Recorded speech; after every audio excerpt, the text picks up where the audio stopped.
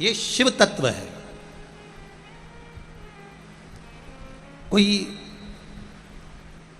प्रभु की बड़ी कृपा होती है तब जाकर ये मनुष्य का शरीर मिलता है। 84 लाख योनियां काटने के बाद में ये मानव की देह प्राप्त होती है। बहुत बड़ी कृपा समझिए भगवान की हुई तो ये मानव का शरीर मिला। बहुत बड़ी कृपा। ना जाने कितने कितने जन्म, कितनी कितनी योनियां हमने काटने के बाद यहां पहुंचे होंगे। बहुत बड़ी कृपा जब परमात्मा की होती है तब जाकर यह मानव की देह मिलती है। और उस मानव की देह प्राप्त करने के बाद भी ना जाने कोई पूर्व के 71 पीढ़ी के कोई पुण्य हमारे प्रबल हो पाते हैं, तब जाकर शिव महापुराण की कथा में हम पहुंच पाते हैं। होगी दुकान, व्यापार आपका भी है, दुकान आपकी भी है, धंधा पानी, नौकरी, सर्विस, सब कुछ है, सब है। पर अपने परिवार वालों को एक बात जरूर कहना कि मानव की देह मिल जाना यह प्रभु की कृपा है, मानव की देह प्राप्त कर लेना यह भगवान की कृपा है। पर उस मानव की देह को प्राप्त करने के बाद अगर कहीं शंकर की भक्ति करने का मौका मिल जाए, कहीं शिव महापुराण की कथा श्रवण करने का मौका मिल जाए, कहीं शंकर का अनुमोदन करने का मौका मिल जाए, कहीं शिव तत्व को जानने का मौका मिल जाए, कहीं एक लोटा जल भगवान शंकर को चढ़ाने का मौका मिल जाए, तो समझ लेना उस परमात्मा ने आपको उसके लिए चुनकर रखा है कि ये मेरी भक्ति में रमा रहे, ये मेरी भक्ति में संजोया रहे।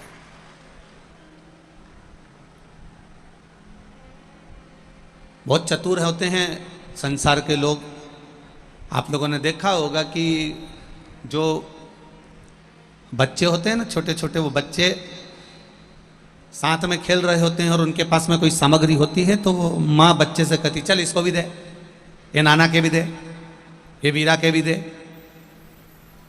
ये भूरिया के भी दे, दे इसको, दे निकाल तेरे पास में जेब में जो सामान ही रखी, दे इसको भी दे, इसको दे।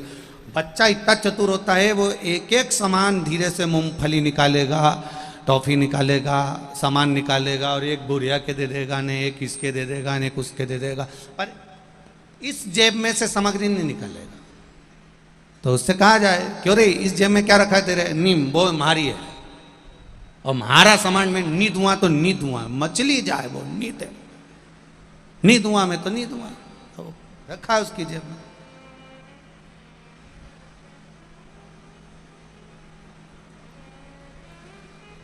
पर वही बच्चा एक जेब की सामग्री सबको दे दिया और एक जेब की सामग्री नहीं दे रहा, और इतने में माँ कह दे, इतने में उसके पिताजी कह दें ला इधर आ छोरा, इधर आ, ला हमारे दी दो। और छोरे ने जेब में से निकाल के तुरंत अपने पिताजी के, अपनी माताजी के वो सामग्री जो भी उसके जेब में होगी, टॉफी वगैरह सामान, उसने अपने पापा मम्मी को, अपने पिताजी ने, बाबूजी को ने, माताजी को दे। बस यही शिव महापुराण की कथा कह रही है। परमात्मा ने जन्म तो दिया है, मेरे देवादिदेव महादेव ने एक जेब को खाली कर दिया, आपको मृत्यु लोक में भेज दिया, जन्म दे दिया।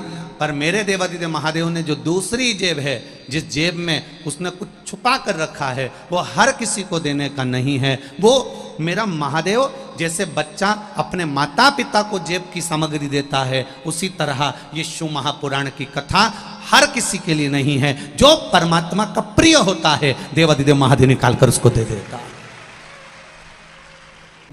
आप उससे निवेदन करो। 7 दिन की शिव महापुराण की कथा है।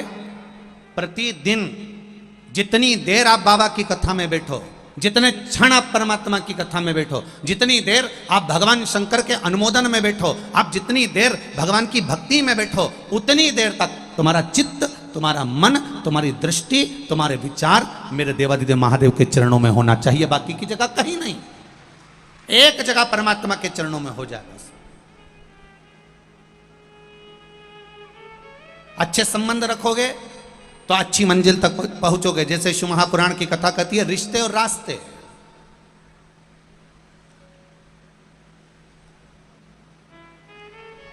रिश्ते और रास्ते, अगर अच्छे हैं तो अच्छी जगह पहुंच जाओगे। आपके रिश्ते अगर अच्छे हैं, आपके संबंध अगर अच्छे हैं, तो आप अच्छी जगह पहुंच सकते हो। बहुत बड़े अधिकारी से मिलना है, बहुत बड़े मिनिस्टर से मिलना है, बहुत बड़े व्यक्ति से मिलना है, तो फिर आपको बहुत बड़े व्यक्ति से मिलने के लिए किसी अच्छे रिश्तेदार से पूछना पड़ता, साहब तुम्हारी माँ पहचान है क्या? हाँ साहब। तुम्हारी माँ पहचान है क्या? हाँ साहब। तो उन्होंने उससे मिले, फिर उससे मिले, फिर उससे मिले, एक दूसरे से मिलते मिलते मिलते मिलते मिलते मिलते तुम्हारे रिश्ते अच्छे थे, तुम्हारे संबंध अच्छे थे, तुम्हारी रिश्तेदारी अच्छी थी, रिश्ते अच्छे थे, इसलिए तुम सही जगह तक पहुंच गए और उससे मिल लिए। उसी तरह रिश्ते और रास्ते भी अगर सही होते हैं तो चलते जाओ चलते जाओ चलते जाओ चलते जाओ चलते जाओ, एक ना एक दिन तुम महाकाल के दरवाजे तक पहुंच ही जाते हो। ये निश्चितता है। सही संबंध अगर आपके हैं, सही जगह पर आप चल रहे हो, तो सही जगह पर पहुंचोगे। इस तपती हुई गर्मी में, चिलचिलाती हुई धूप में आप सब इतनी दूर दूर से कथा श्रवण करने के लिए आए हो। चिलचिलाती गर्मी में, तपती हुई धूप में आप यहां पर पहुंचे हो। दोपहर में 1 बजे से 4 बजे तक कथा है बेटमा नगर में, इस मंदिर प्रांगण के अंतर्गत हो रही है। आप 1 बजे कथा है तो आप लगभग 9 बजे, 8 बजे, 7 बजे, 6 बजे यहाँ पहुंचकर 10 बजे पहुंचकर 11 बजे पहुंचकर जगह संभाले हो गए। जरा विचार करिएगा, आपकी तप साधना कितनी विचित्र है। आप कितने तपस्वी होंगे, आप कितने साधक होंगे, आप कितने उपासक होंगे, आपकी तप साधना कितनी प्रबल होगी। 3 घंटे की मात्र कथा को श्रवण करने के लिए आप कितना समय तक, 2 घंटा पहले, 2 घंटा बाद, 5, 6 घंटा, 7 घंटा आप भगवान को दे रहे हो इस कली काल में, इस कलियुग में।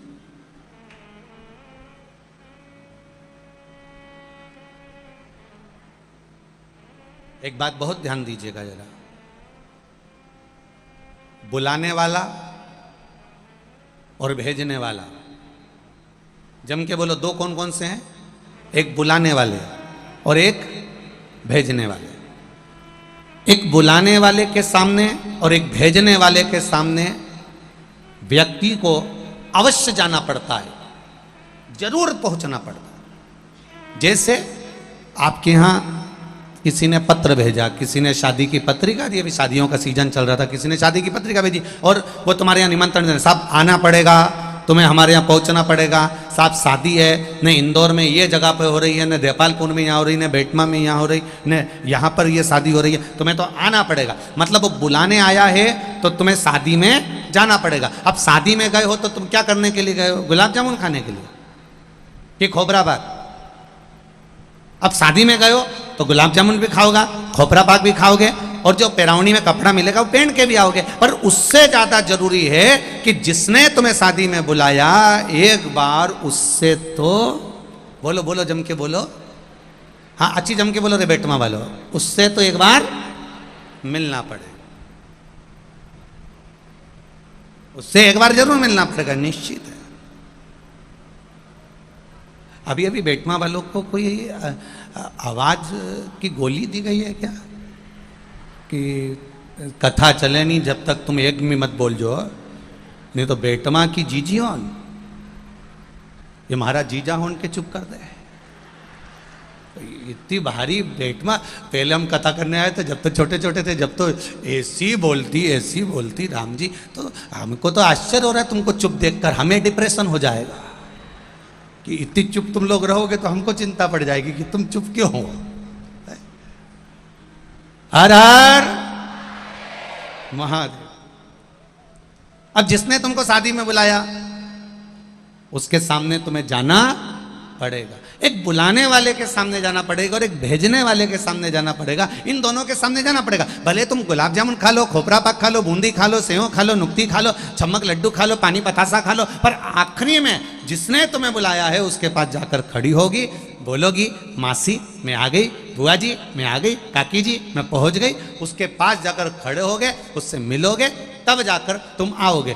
क्यों आओगे? क्योंकि तुम्हें उसके पास इसलिए जाना पड़ेगा क्योंकि उसने बुलाया है, बहुत निमंत्रण दिया है, तो फिर इसने बुलाया है, तो ये ऐसे मुझे वापस शादी में से जाने नहीं देगा। इतने में जिससे तुम मिलने गई ना मासी जी से, उन्हें तुरंत बैग खोल के ने इतना बड़ा डब्बा निकाला, बैग था, सामान भरा था, उन्हें निकाल के, नहीं जी जी भाई तुम्हें तो ये ले जाना पड़ेगा, नहीं हमें ये नहीं चाहिए, नहीं हम तो शादी में आए थे, नहीं नहीं तुम हमारे रिश्तेदार में, तुम्हें ले जाना पड़ेगा। जिसने बुलाया उससे मिलकर तुम्हें जाना पड़ेगा, उसके सामने एक बार तुम्हें पहुंचना पड़ेगा। एक बुलाने वाले के सामने जाना पड़ता है और एक भेजने वाले के सामने जाना पड़ता है। जिसने तुम्हें भेजा इस संसार सागर में, एक बार अंत समय के उस क्षण में जब प्राण छूटेंगे, तब जिसने भेजा था उसके पास में भी जाकर खड़ा होना पड़ेगा कि अब तुझे क्या दूं। और अंत समय प्रभु वचन दिया तो निभाना पड़ेगा। आए ना आए प्रभु कुटुंब करेगा, अंत समय प्रभु ओ वचन दिया तो निभाना पड़ेगा। अंत समय वो उसके सम्मुख में होना पड़ेगा। जिसने बुलाया उसके सामने भी जाना है और जिसने भेजा उसके सामने भी जाना है। तो उसके सामने जब हम जाकर खड़े हों तब वो पूछेगा तूने मृत्यु लोक में जाकर क्या करा, तुम शादी में आए तो तुमने क्या करा। वो बुलाने वाला भी पूछेगा साहब भोजन करा कि नहीं करा, सामग्री ली कि नहीं ली। तो उसी तरह वो अंत समय वाला भी पूछेगा कि मृत्यु लोक में गया था तूने क्या करा। 21,600 श्वास प्रतिदिन मानव के शरीर से निकल रही थी। 21,600 श्वास ये मनुष्य के शरीर से प्रतिदिन निकल रही थी। इसका करा क्या तूने, इसको कहां लगाया तू, कहां पहुंचाया तूने इसको।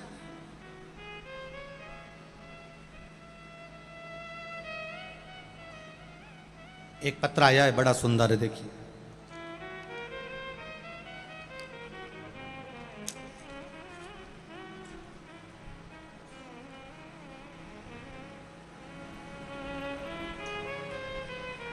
मैं राधा डोडिया निवासी धार मध्य प्रदेश, मेरा मायका बेटमा में है। कहीं बैठी हो राधा जी, आप ही हैं?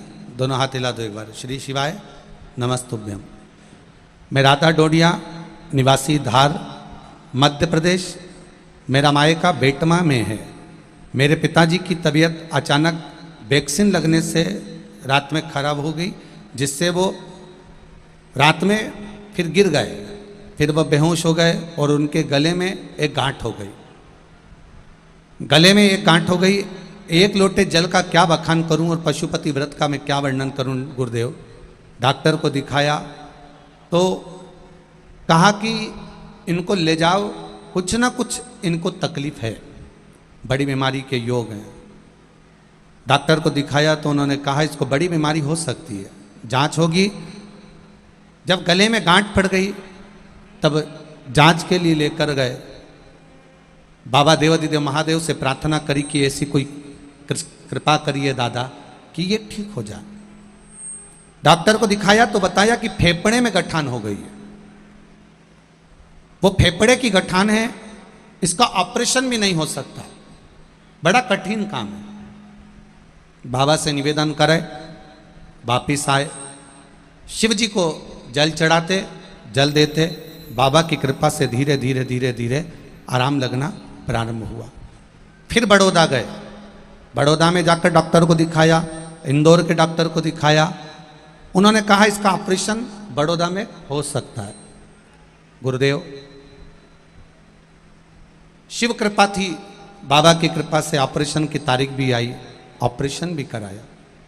ऑपरेशन होने के कुछ समय के बाद में फिर वापिस उनको तकलीफ हो गई और छाला पड़ गया। छाला पड़ा, छाला पड़ने के बाद डॉक्टर ने बोला कि इनको कीमो देना पड़ेगा। धीरे धीरे धीरे धीरे शरीर काम करना शिथिल हो गया, चलते चलते गिर जाते, पड़ जाते, बहुत तकलीफ में हो गए। डॉक्टर ने कहा अब सिकाई होगी। सिकाई करते कई लाख रुपए हमने लगा दिए धीरे धीरे, परंतु आराम कुछ नहीं लगा।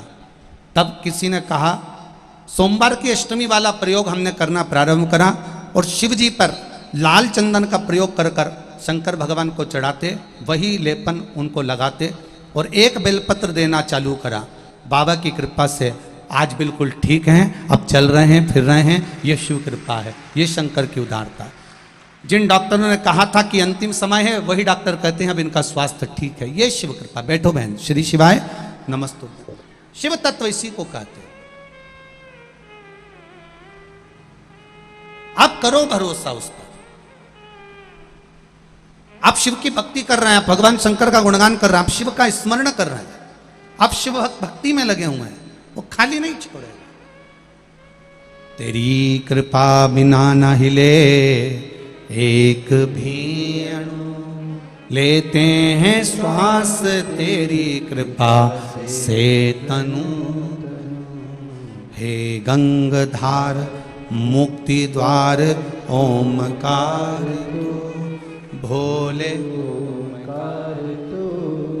आयो शरण तिहारी शंभु तार। बखान क्या करूं मैं राखों के ढेर का, चपटी बबूत में खजाना कुबेर का। महाराज शिव की भक्ति करना उदारता। मेरे महादेव को दिखावे से नहीं, मेरे महादेव को किसी लोभ से नहीं, मेरे महादेव को किसी आसक्ति से नहीं। शिव महापुराण की कथा कहती है महादेव को केवल अगर रिझाना है तो प्रेम के वश पर रिझाइए, सारी समस्या का हल। जम के जरा बोलो, एक लोटा जल, केवल एक लोटा जल, और उसमें कोई कीमत नहीं है, उसमें कोई धन तुम्हारा वैभव नहीं लग रहा है, तुम्हारी सत्ता उसमें नहीं जा रही है, उसमें कोई तुम्हारा वैभव या तुम्हारा धन नहीं लग रहा, केवल दिल लग रहा है, केवल हृदय, केवल चित्त, केवल वृत्ति।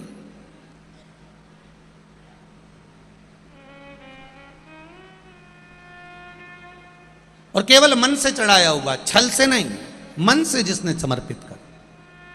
तो दो के सामने हमें पहुंचना है, एक जिसने बुलाया उसके सामने जाना पड़ेगा, और एक जिसने भेजा उसके सामने जाना पड़ेगा। बुलाने वाले के सामने भी आते आते एक बार जाना पड़ेगा, और जिसने भेजा उस परमात्मा ने जिसने हमको यहां भेजा उसके सामने भी एक बार हमको जाकर खड़ा होना पड़ेगा। आता है समय आएगा जिस समय उस परमात्मा की साक्षी में आपको जला पड़ेगा। शिव महापुराण की कथा कर रही है। एक देवराज नामक का ब्राह्मण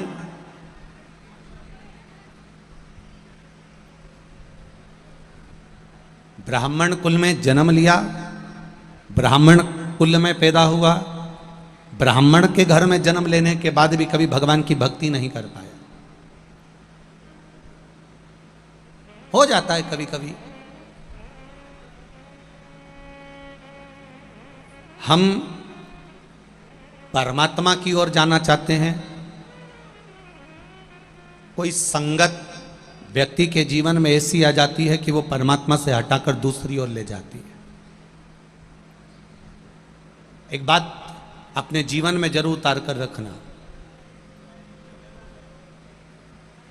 अच्छी जगह सतमार्ग पर जाने में अड़चनें बहुत आती हैं, और बुरी जगह गलत जगह जाने में अड़चन बिल्कुल नहीं आती है, तुरंत पहुंच जाओ। जैसे एक व्यक्ति पाप करता है या थोड़ा सा भी पाप कर्म की अग्रण्य होता है तो उसको भोगना बहुत पड़ता है। आया गुस्सा, आया क्रोध, आपने चक्कू उठाया, तलवार उठाई और किसी को मार दिया। 10 मिनट का क्रोध आया, 10 क्षण का क्रोध आया, मात्र 5 मिनट का क्रोध आया, 20 मिनट का क्रोध आया, और आपने चक्कू उतारकर एक तलवार उठाकर उसको मार दिया। मारा, वो मर गया। अब क्रोध आया 10 मिनट का, चक्कू मार दिया, तलवार मार दी, डंडा मार दिया, फरसा मार दिया, और वो मर गया। 10 मिनट के क्रोध में तुमने उसको 10 मिनट के अंदर समाप्त कर दिया, या उसको डंडा मारा, या चक्कू मारा, या तलवार मारा। पर अब विचार करना कि 10 मिनट के क्रोध ने तुमको 10 वर्ष तक तो थाने में बंद कर पटका, 10 वर्ष तक केस चलता रहा और 10 साल का केस होने के बाद फिर ना जाने कितने वर्ष तक तुम्हें उस कैद में पड़ा रहा। जरा विचार करना, क्रोध था 10 मिनट का, क्रोध मात्र 10 मिनट का था। जरा सी देर का पाप कर्म तुम्हें ना जाने कितने वर्ष तक कहां सड़ाता रहता है। जरा सा पाप कर्म तुम्हारा 10 मिनट का, 5 मिनट का, 4 मिनट का, 3 मिनट का, 2 मिनट का गुस्सा, क्रोध, पाप तुम्हें ना जाने कितने कितने नरकों में भटकाता रहता है। शिव महापुराण की कथा कहती है जैसे 10 मिनट का पाप तुम्हें सालों साल रुलाता है, उसी तरह शिव महापुराण की कथा कहती है एक लोटा जल तुम्हें ना जाने कितने पापों से बाहर निकालकर पुण्य कर्म की ओर भेज देता। एक लोटा जल, भगवान की अविरल भक्ति, भगवान पर विश्वास, भगवान पर दृढ़ता, भरोसा।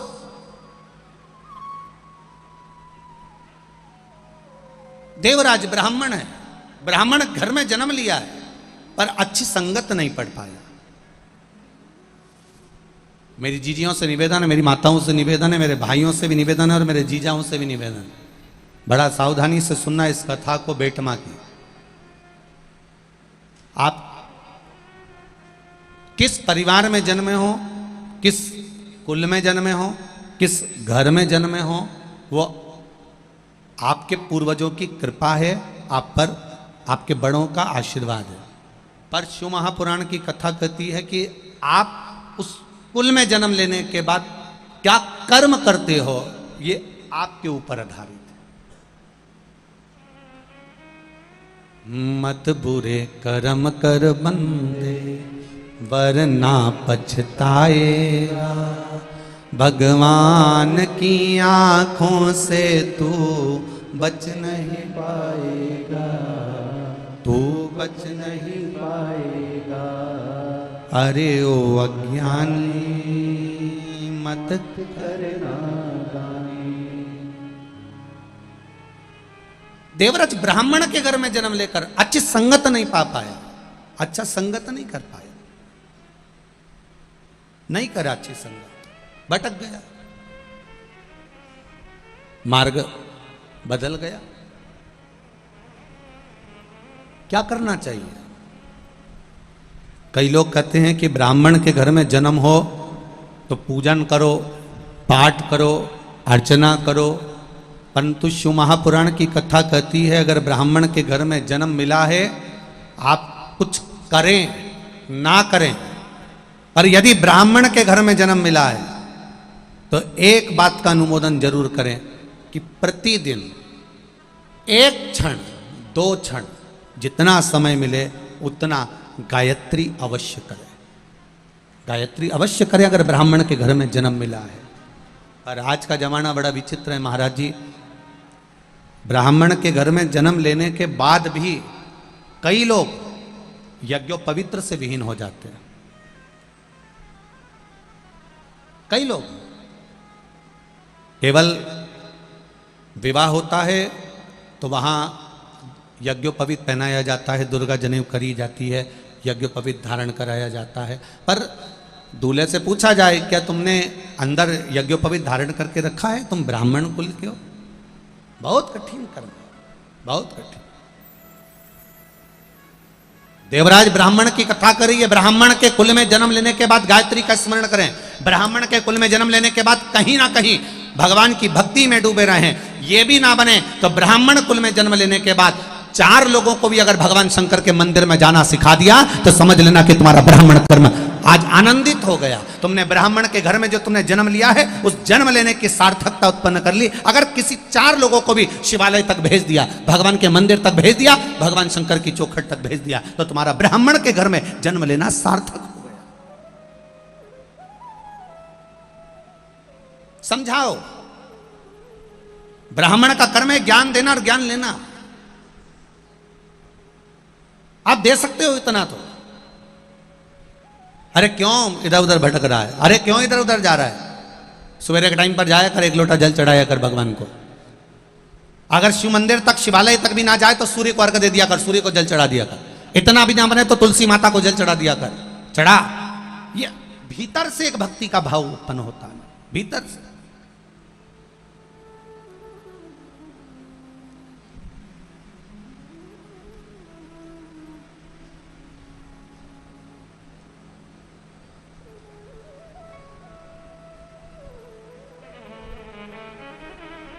आज जब रात्रि को हम लोग आए और विशाल पटेल जी विधायक जी की दीदी के घर, बहन जी के घर हमारा रुकना हुआ है, यहाँ बेटमा के ही नज़दीक में ही, बेटमा में। तो रात्रि को कोई पूछ रहा था कि गुरुदेव, सनातन धर्म की निशानी कैसे पहचानी जा सकती है? तो हमने उनको एक ही बात कही कि देखो, सनातन धर्म की पहचान एक चीज से हो सकती है कि घर के एक बच्चे को भगवान के नहलाने का जल बर्तन में दे दो और उससे कह दो जा इसको डालिया। भगवान के नहाने का जो जल होगा, भगवान के स्नान का जो जल होगा, जिसको तारबान में लिया है, तांबे के पात्र में लिया है, थाली में लिया है, किसी बच्चे से कहोगे जा इसको डाल दे बाहर।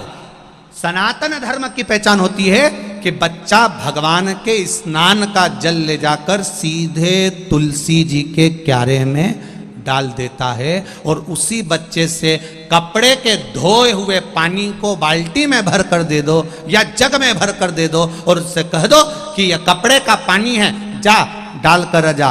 वो बच्चा उस पानी को तुलसी जी में नहीं डालेगा, रोड पर या नाली में या गटर में फेंक कर आएगा। इससे हमारी पहचान। छोटे से छोटा बच्चा, बहुत छोटा बच्चा भी इतना जानता है कि ये जल तुलसी जी में डालना है। छोटे से छोटा बच्चा जानता है कि ये जल को मुझे पवित्र जगह पर डालना है, क्योंकि भगवान के स्नान का है। और छोटे से छोटा बच्चा जानता है कि ये कपड़े धोने का जल है, इसको मुझे तुलसी के क्यारे में नहीं डालना।